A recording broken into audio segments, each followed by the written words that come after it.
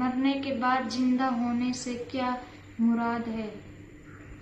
قیامت میں سب چیزیں فنا ہو جائیں گی، پھر اسرافیل علیہ السلام دوبارہ سور پھونکیں گے تو سب چیزیں موجود ہو جائیں گی، آدمی بھی زندہ ہو جائیں گے، میدان حشر میں خدا تعالیٰ کے سامنے پیش ہوں گے، صحابہ لکھا جائے گا اور اچھے برے کاموں کو بدلہ دیا جائے گا۔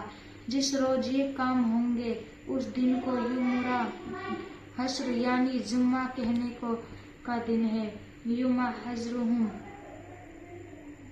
یعنی بدلہ دینے کا دن، یعنی حساب کا دن ہے۔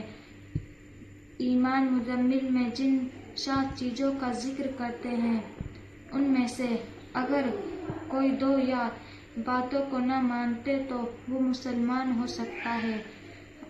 ہرگز نہیں، جب تک خدا تعالیٰ کی رضا و پیغمبروں کی پیغمبری اور خدا تعالیٰ کی کتابوں پر خدا تعالیٰ کے فرشتوں اور قیامت کے دن اور تکبر یعنی مرنے کے بعد زندہ ہونے کو یہ ماننے ہرگز مسلمان نہیں ہو سکتا۔ حضرت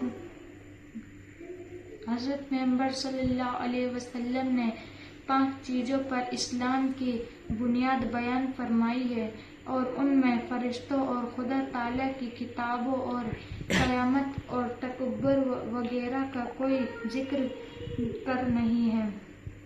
ان 5 چیزوں میں حضرت محمد صلی اللہ علیہ وسلم پر ایمان لانے کا ذکر کر رہے ہیں، اور جب تک کوئی شخص حضرت محمد صلی اللہ علیہ وسلم پر ایمان لے آتا تو اسے آپ کی بتائی ہوئی تمام باتیں ماننی ضروری ہوں گی اور خدا تعالیٰ کی کتاب جو حضرت عالم میں اس پر ایمان لانا بھی ضروری ہوگا۔ یہ سب باتیں جن کا ایمان مفصل ہے، ذکر خدا تعالیٰ کی کتاب قرآن مجید اور پیغمبر صلی اللہ علیہ وسلم کے بیان سے ثابت ہے، ان سب باتوں کا دل سے یقین اور زبان سے اقرار، لیکن نماز پڑھنے یا زکوٰۃ دے یا روزہ نہ رکھے یا حج نہ کرے وہ مسلمان ہے یا نہیں؟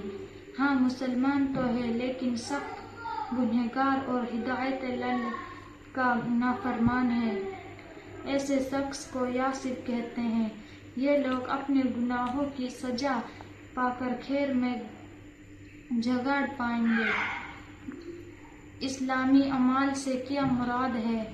جن 5 چیزوں پر اسلام کی بنیاد ہے ان میں سے پہلی بات کو ایمان کہتے ہیں، اور اس بیان سے پہلے شعبہ اسلام عقائد کے نام سے تم پڑھے چیزیں ہو، باقی ہر چیز یعنی نماز، زکوٰۃ، روزہ، رمضان، حج بیت اللہ کو اسلام اعمال کہتے ہیں۔ دوسری چیز میں نماز کا بیان۔